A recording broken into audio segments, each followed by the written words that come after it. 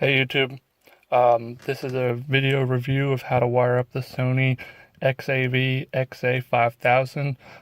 Hopefully quick review. I'm doing this because I definitely would have benefited from this video. So here we go. This is the unit installed in my Mazda 3 and I'm going to take it out and show you how to wire it. Just so you know, this is the Sony newer version. It supports Android Auto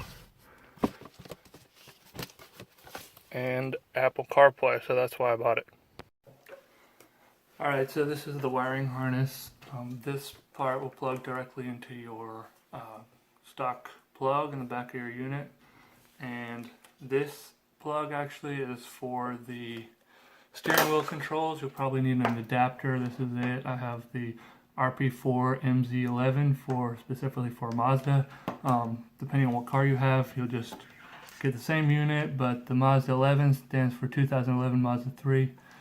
Yours will be different depending on your car. This goes back in the back of the Sony unit. And let's start with the power wiring. Excuse the electrical tape. I don't recommend you use electrical tape, but I'm still testing this unit to see if I'm keeping it. So, which I think I will. I just haven't got around to proper connection yet. So the first wire right here, yellow wire, that is your positive power supply. It's also the thickest wire. So that all you do there is you just match the colors. Then the second most important wire is the black one. It's also thick. Again, you just match the colors. And I'll talk about this green wire in a bit. The red wire is your ACC control. Hopefully you can see that. ACC control. So basically what that does is when you turn the ignition, that will turn on the unit, and when you turn it off, it'll say no more power to this unit, turn it off. Then you have your orange wire right here, and that is illumination control. So if you turn on your lights, your screen will dim on the unit, which is really handy. Alright, then there's this blue wire with a white stripe right here. And this is for an amp. So it'll turn on the amp. It sends a really low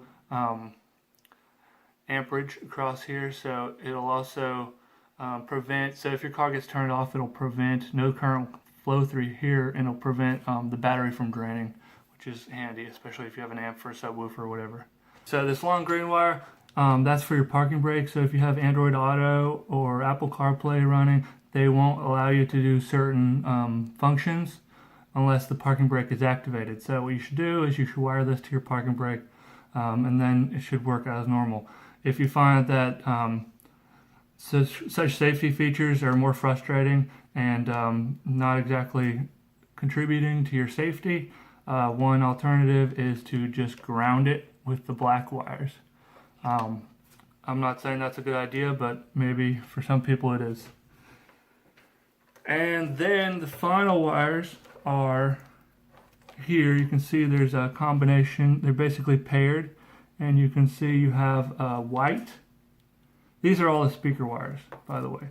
So they're in groups: white, white striped, green, green with a stripe, purple with a stripe, gray with a stripe.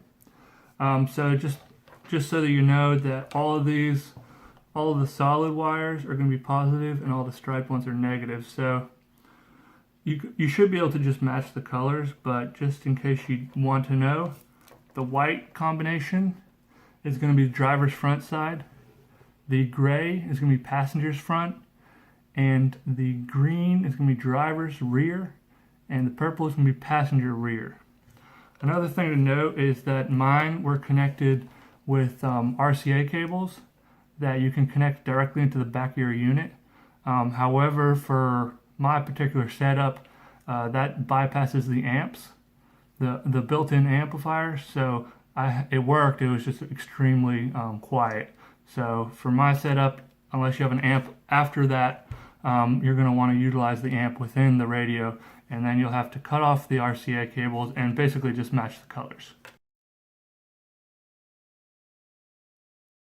Alright, so the last thing you're going to want to do is wire everything up. We'll start with the most important wire. This goes right back into the unit right here, connects the entire car to your entire unit to your car interface, connect to the plug behind your car.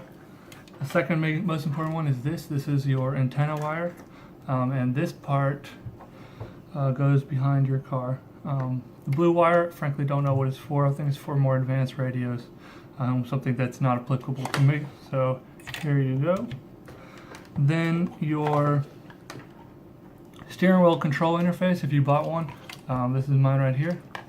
You just need to plug in the auxiliary cord back here, and that'll feed a different voltage depending on the steering wheel controls and how you set that up. So that's all it is, and thanks for watching. If you thought this video was helpful, please give it a thumbs up, and if you have any further questions, just comment below.